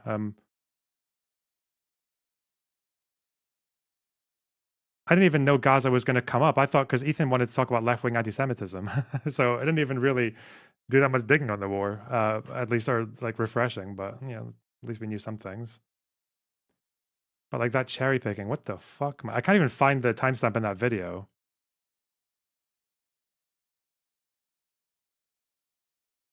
Does this person have a Twitter? I don't even know why am I even contemplating this? Why am I contemplating talking to this person? There's no fucking way. Like, okay, never mind. Essentially relaying, it's like all you want to do is complain. And all you want to do is just be agreed with. Which I guess to a certain degree everybody wants. I just think that's as much of the politics as I can get into. Wow. I know that after all that deep diving, eh? That's all the politics we can get into when we're just strawmanning people, vaguely alluding, oh, we mentioned one essay, but didn't actually say anything about it, just that it's called settler colonialism, and that feels good to say. Sorry, guys, after that deep dive, whoa, after that intense research and hard journalism and all that nuance, let's get back to the surface, to the vibes. Things have clearly been going badly. And people have also been joking a lot about how Ethan Klein, like, enemies have begun to, like, supersede him. And this has continued on the Instagram crash out, and I have screenshots for that too. Such as Trisha Paytas going on SNL and apparently Broadway. I'm not sure about the Broadway one, like how the logistics of that whole thing. Hassan also did a speech about Israel and Palestine at Cambridge University. And talking about Trisha, people have been claiming that Ethan Klein has made the segment about him, saying that he thinks it's really bad that the stories often being posted where Trisha Paytas, his ex-podcast host, said he cut off his arm if she ended up on SNL, and now he's got to cut off his arm. So people have been talking about how Ethan Klein is essentially like miserable and pandering and whining and whatever. So he started weirdly posting on his Instagram story just stuff like, everything is pointless. About to enter my Joker era. And then has this as his gotcha, which has seemed to have been the vibe of a lot of recent months. Psych spelt wrong. Bitch, I'm glowing. Again, reminiscent of the vibe that there's a deep insecurity and fear. And Ethan Klein also revealed that the revenue from November had gone down 10% from the previous, what was their lowest month by 10% or whatever since this year for the podcast. Now, I don't think people realize how serious that is. What's she talking about? Well, we're outside of the research deep dive right now. We're outside of the research deep dive. We're like, Lonerbox said at one point that he didn't understand a question, even though he answered other questions about aid, and probably said more about aid in that single conversation than I have in my brain and have accumulated in my head for my entire fucking life. Okay? Despite that, I'm still going to say that he just basically supports like what, a lack of aid and targeting civilians or whatever the fuck else. She's went to straw man because I've associated with Destiny and he argued with Finkelstein. And apparently in that Finkelstein debate, he said genocide was okay. Okay, nice one. Yeah, after getting out of that research, after getting out of that like cave, now we're back to the regular old good honest politics, good honest vibes. That is because it's November.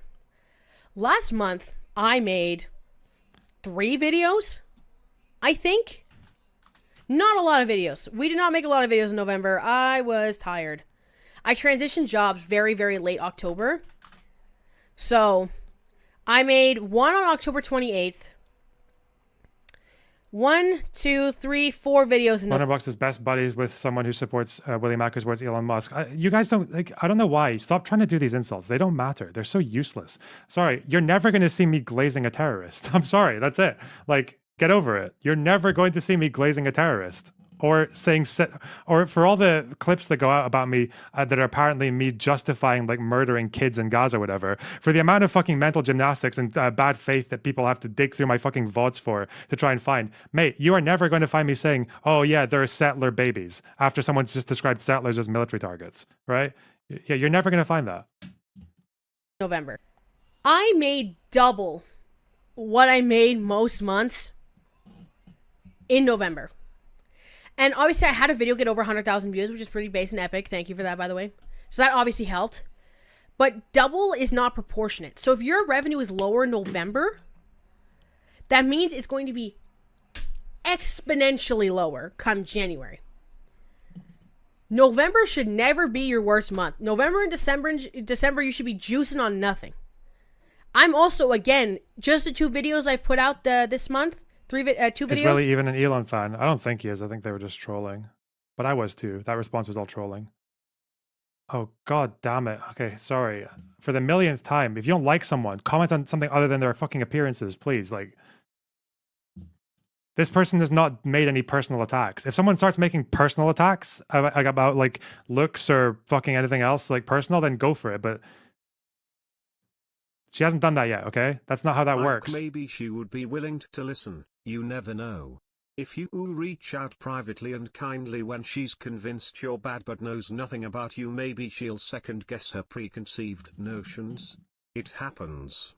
Thanks, Rosie. Thanks for the 1999. There is no way. First of all, she won't talk. And second of all, nothing I say will convince her that I'm like okay or whatever, because her moral standard is just different from mine. That's why she tolerates people like fucking Hassan glazing Houthis, who she even admitted have like what instances of anti-Semitism, but has a problem with like me because I what.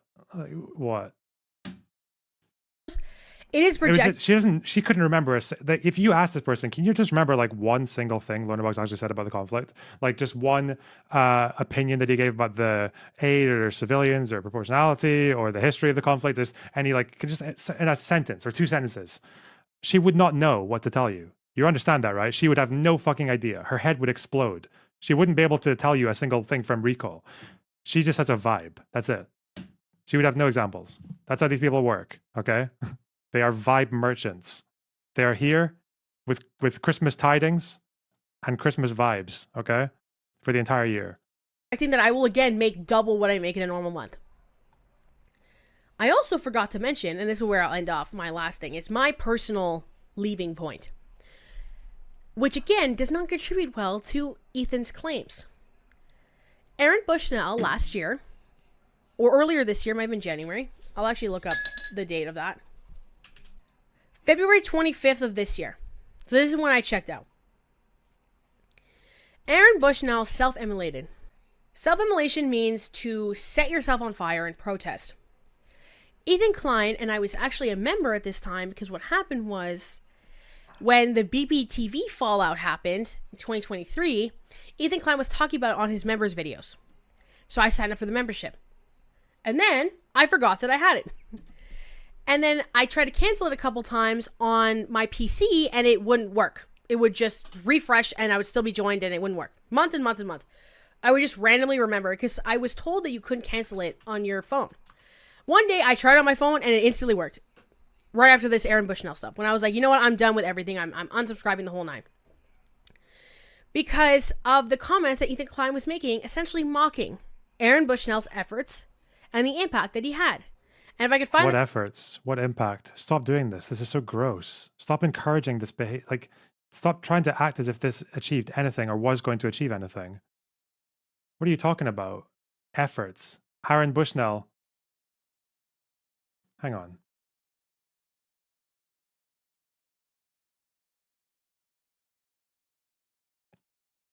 Is this right? Where's the...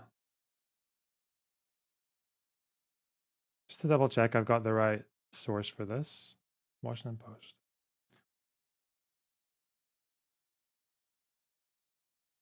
Jesus.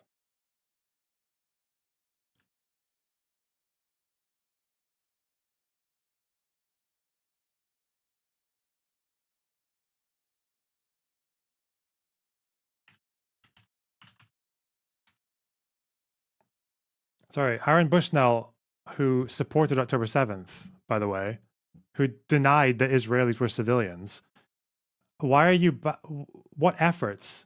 This guy wasn't an activist, okay? He wasn't like a guy who was just concerned about human suffering. He was upset that Hamas were losing. He was upset that Hamas wasn't winning. That October 7th didn't last a bit longer. Like, why would you validate this shit? That this guy he was a crazy person, okay? Like, that's it. He was just a crazy person. And acting as if there was anything like glorious or anything poetic or like moral about this behavior. Like, no, this is just a crazy person. It's a crazy person who set himself on fire, right? The clip on that I'll insert here. My first reaction is this. It was absolutely insane how he like stood the whole time. That was crazy. I don't even know how that's humanly possible. Again, not to put this uncouth, but he's a champ at burning a lot. I mean, that sounds bad, but he did it really good. Does that sound bad? We have to make levity of things. Does that sound bad that he was really good? I mean, but I mean that as a compliment. What the f are you guys angry about, you weirdos? What did I do? My God, stop. They're just saying, all I hear is Ethan no, but I don't understand what I've even said. The disrespect... It's not even that... Okay.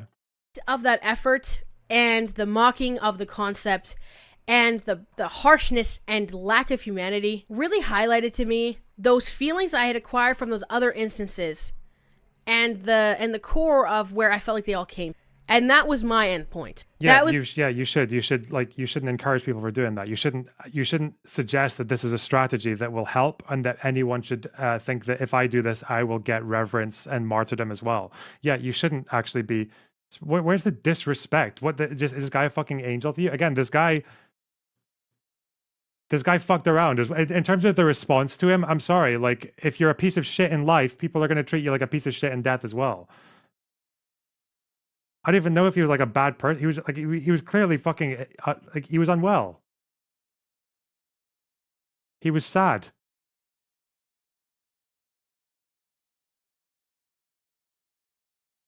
Was when I said, you know what, I'm having a lot of cognitive dissonance about this, and I don't appreciate this content. I don't appreciate how it makes me feel. I don't appreciate the impact that it has. So with that, I'm going to conclude, and hopefully my address doesn't end up on Reddit. This is just my nuanced conversation on my feelings about it, and I hope that you appreciated it. And I'll see you when I see you. Bye. If you support Hamas unaliving civilians for supporting H, do you have support the Allies' strategic bombings? Okay, I'm going to pretend that was a properly worded sentence, but what, the bombings of German civilian cities? No, I don't support that. No. Like, targeting civilians generally is like, you never do it. It's against the rules, okay? Civilian collateral, different story. No, you don't target civilians. It's bad. Even people at the time knew it was bad. Like, after Dresden happened and after Hamburg happened, like, people, I think Churchill thanked every single military division of the British Army, apart from Bomber Command. He left them out of the victory speech because they were so controversial.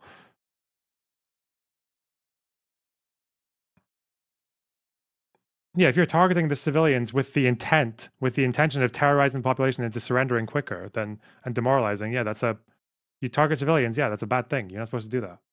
It's bad. It's very bad.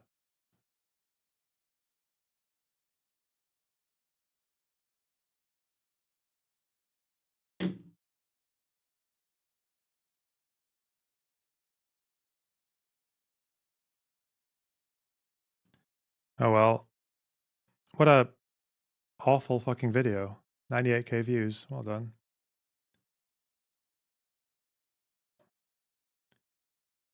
Ethan added you to his Insta stories. Nice one. Don't get discouraged by the hate raid Ethan sent your way. Ignore his rabid fans. Mate, these guys know nothing. These guys know absolutely nothing about rabid fans. Oh, God. But again, you don't notice it because they're on your side, right?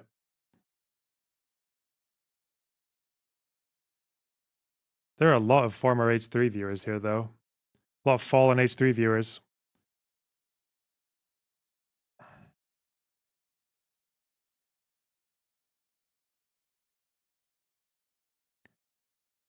Olivia, AB, and Lena were rightfully pushing back against his ignorant arguments. This is talking about me. Except Ethan clearly brought him on as someone who shared his viewpoints, and he was making points Ethan also made.